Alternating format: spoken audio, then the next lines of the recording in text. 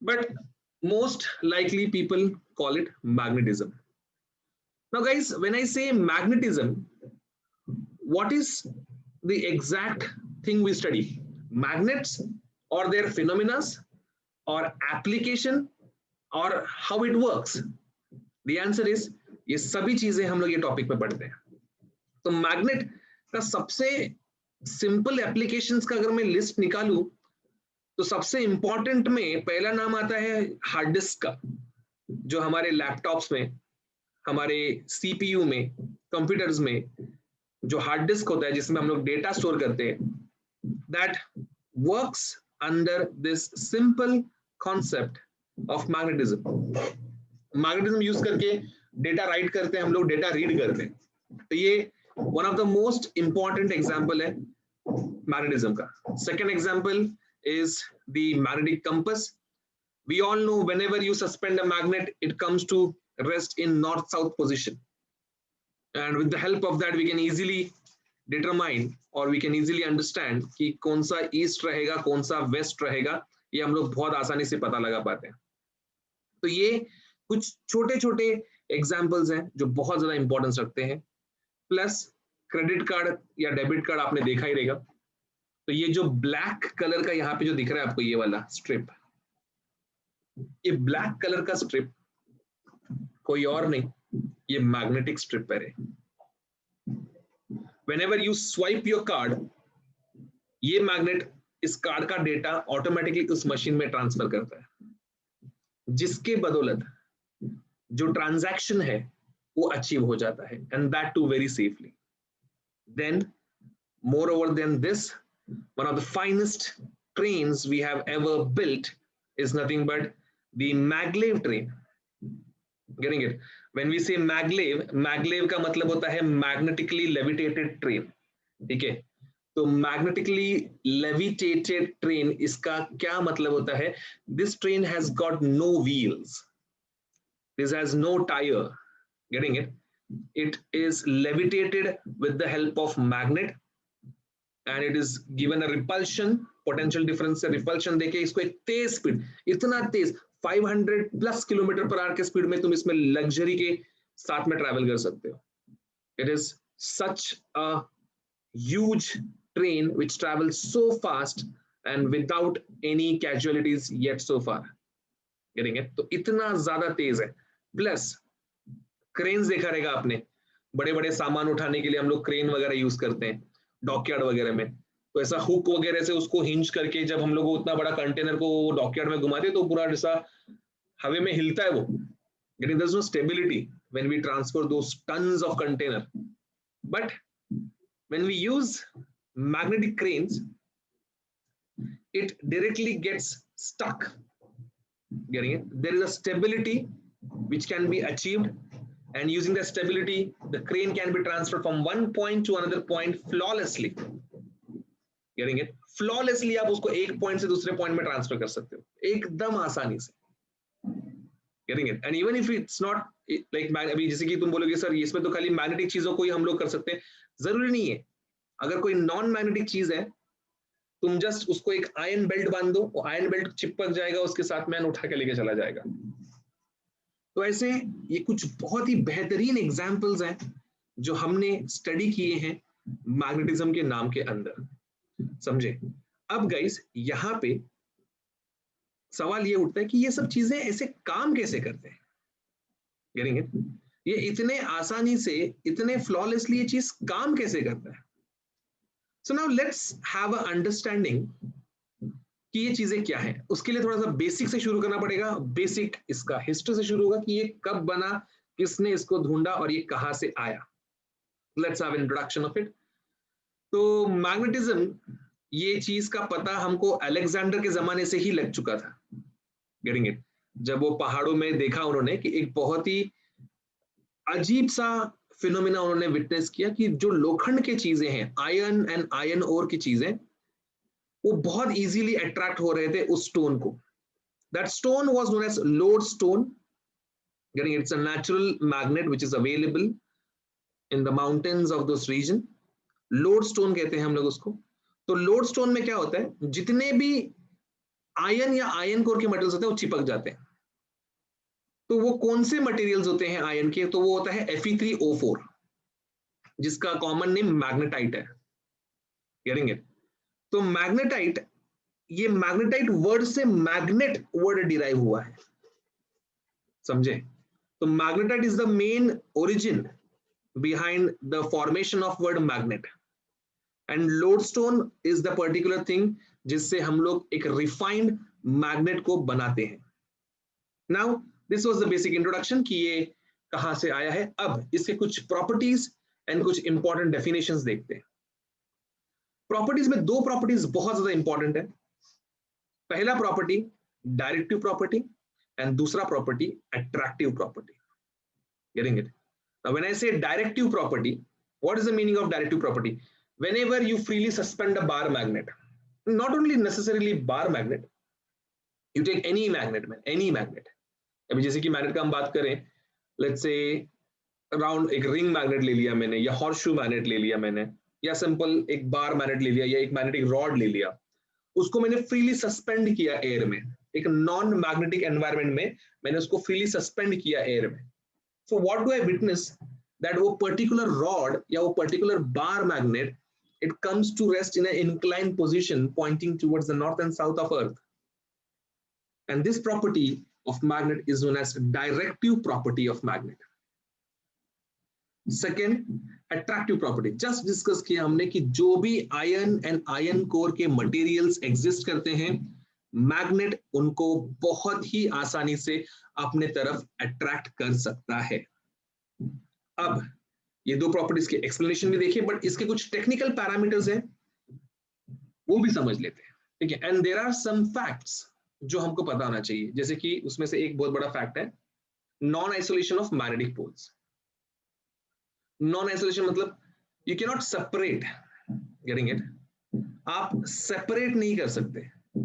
Getting it? किसको separate नहीं कर सकते? आप मैग्नेट के north pole and south pole को अलग अलग नहीं कर सकते। एक कोई भी बार मैग्नेट आप देखेंगे, north pole and south pole उसमें साथ में होता है। तुम बोलोगे कि सर मैं बीच में काट दूंगा इसको, गेटिंग इट? मैं बीच में काट के इसको दो मैग्नेट कर दूंगा। हाँ, वो दो मैग्नेट, वो बीच में करके दो मैग्नेट हो जाएगा। दो मैग्नेट में दो नॉर्थ पोल दो साउथ पोल अलग अलग मिलेंगे तुमको। It would always exist in dipole. Dipole मतलब north pole south pole, two poles, dipole.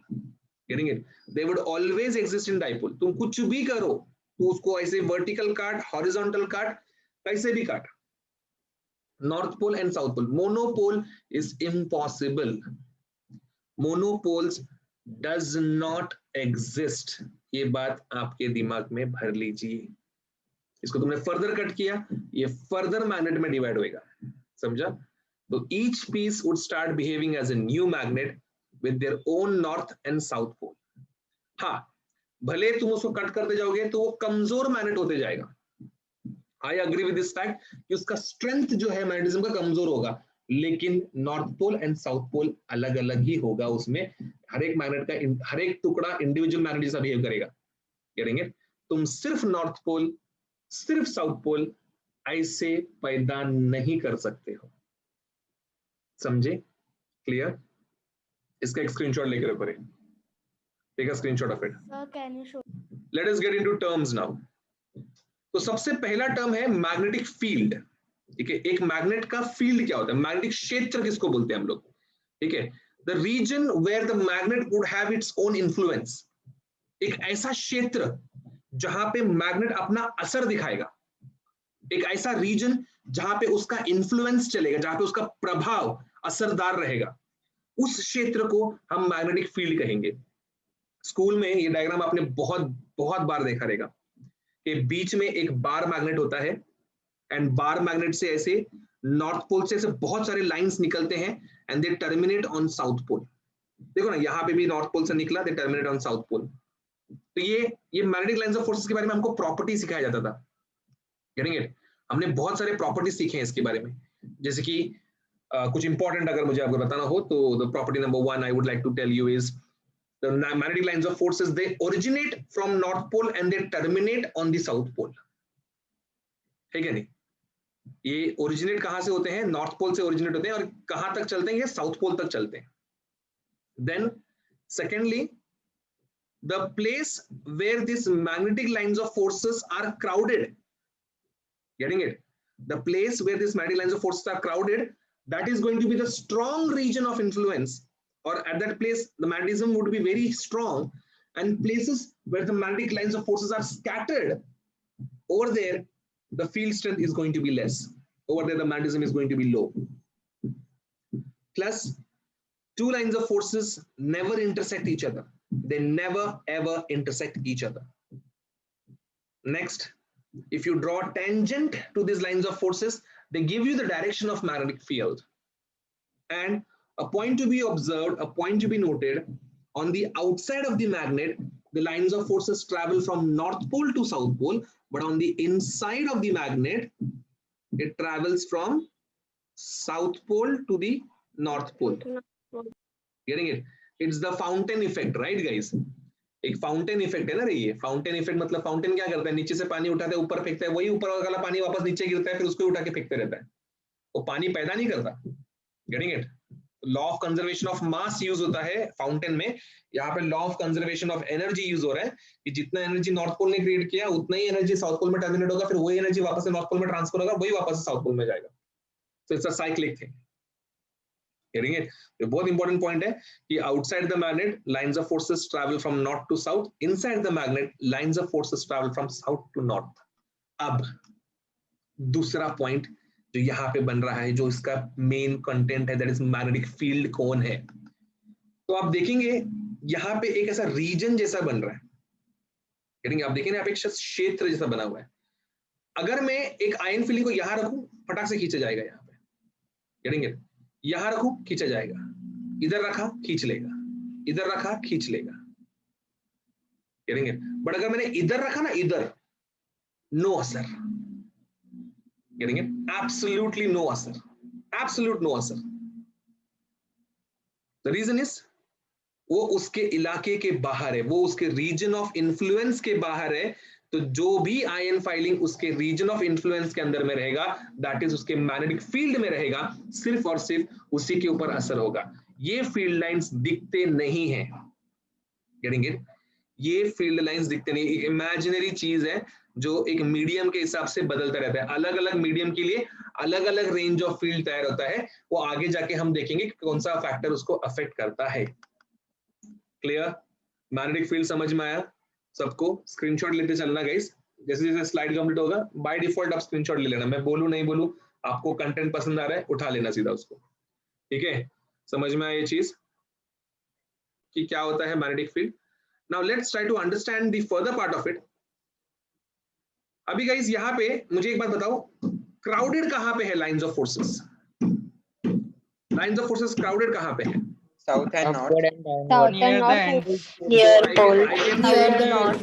Yes, exactly. तो I can say कि lines of forces जो है ये north pole and south pole के आसपास क्राउडेड है। तो मैंने ये बोला था कि जहां पे क्राउडेड रहेगा लाइंस ऑफ फोर्सेस, वो स्ट्रॉन्ग रीजन रहेगा। तो एक बार मैग्नेट का सबसे स्ट्रॉन्ग रीजन उसके पोल्स होते हैं, क्योंकि उसके पोल्स के यहाँ पे लाइंस ऑफ फोर्सेस कॉन्सेंट्रेटेड है, नॉर्थ हो भले साउथ हो। इसलिए कोई भी चीज को अगर आप फेंकोगे तो जनरली वो उसके पोल को जाके चिपकने का ज्यादा प्रोबेबिलिटी रखता है, क्योंकि वो ज्यादा स्ट्रॉन्ग है। So this was about magnetic field. Now there are further supporting terms which explain magnetism. Let's try to get into those. सबसे पहला टर्म, हाँ सबसे पहला term is pole strength guys, pole strength. ठीक है, pole strength is represented by QM. Now what is the meaning of pole strength? एक magnetic pole का क्या ताकत है? The strength of the pole itself is known as pole strength. It's a scalar quantity, irrespective of direction. It has same magnitude. तो north pole के लिए हम लोग प्लस QM करके लिखते हैं, साउथ पोल के लिए माइनस QM करके लिखते हैं, just to distinguish. Getting it? ये सिर्फ डिस्टिंग्विश करने के लिए हम लोग ऐसा हरकत करते हैं। तो बहुत सारे बुक में, बहुत सारे मतलब रेफरेंस बुक्स में QM की जगह पे स्मॉल m करके लिखा रहता है। Getting it? तो स्मॉल m मतलब भी पोल स्ट्रेंथ है, समझ लेना, बट जनरली तुमको ये QM करके नजर आएगा टेक्स्ट बुक वगैरह में। अब नॉर्थ पोल हो साउथ पोल हो, दोनों का ताकत सेम रहता है। इसका SI यूनिट गाइस, इसका SI यूनिट एम्पियर मीटर है, ampere metre. Getting it? Ampere metre is the SI unit. Dimension का बात करें तो dimension is A1 L1। Getting it? इसका जो डायमेंशन है वो dimension is A1 L1 and just as मैंने आपको बोला इट्स अ स्केलर क्वांटिटी, तो ऑब्वियसली ये डायरेक्शन पे डिपेंड करता नहीं है। क्लियर? स्क्रीनशॉट ले लीजिएगा इसका, take screenshot of it. So this is everything about pole strength. This was the first term, the first definition. Second चीज आफ्टर पोल स्ट्रेंथ, जो दूसरा चीज है जो हमको पढ़ना है वो है एक्सिस, इक्वेटर एंड ओरिजिन। बहुत इंपॉर्टेंट टर्म है। हर एक मैग्नेट में नॉर्थ पोल और साउथ पोल होता है। लेट अस से कि भाई साहब यहाँ पे नॉर्थ पोल है, लेट अस से यहाँ पे साउथ पोल है। Getting it? तो एक ऐसा फिक्शियस लाइन, एक ऐसा इमेजिनरी लाइन जो नॉर्थ एंड साउथ पोल से गुजर जाए, एक ऐसा लाइन जो north pole and south pole को जोड़ता हुआ गुजरे, उसको हम लोग बोलेंगे कि भाई ये हमारा एक्सिस है। Getting it? Imaginary straight line which passes through north and south together is called as axis. And एक ऐसा लाइन जो उस एक्सिस को बाइसेक्ट कर दे, getting the line which bisects axis itself is known as equator. It's a perpendicular line which is bisecting the axis line. Getting it? And equator से north pole and south pole they are equidistant because obviously bisect कर रहे हैं मतलब वो same distance पे ही रहेगा. And a point to be duly noted. एक ऐसा point जहां पे equator and axis मिलता है, getting it? एक ऐसा point जहां पे equator और axis मिलता है, उस point को हम लोग ओरिजिन कहते हैं। And origin is the main reference.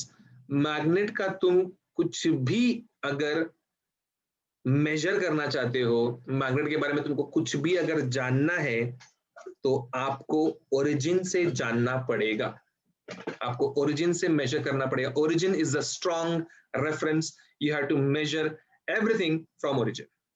Screenshot this particular slide.